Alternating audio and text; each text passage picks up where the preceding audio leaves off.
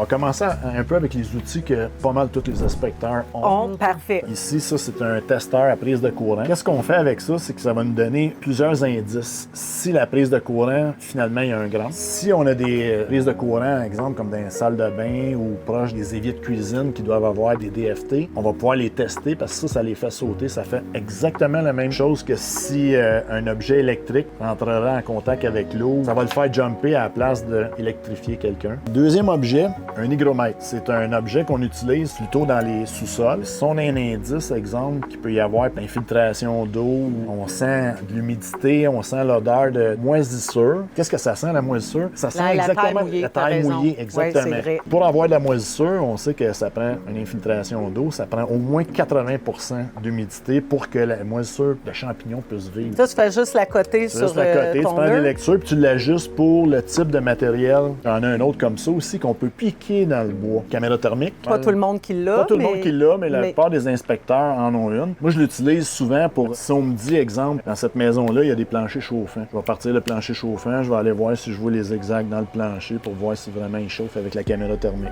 Elle va capter les indices de chaleur? Pas juste les indices de chaleur, les indices de froid. Okay. Mais aussi, ça peut nous permettre de voir par rapport à une porte extérieure. Quand je suis en dedans, je peux voir aussi où sont les fuites.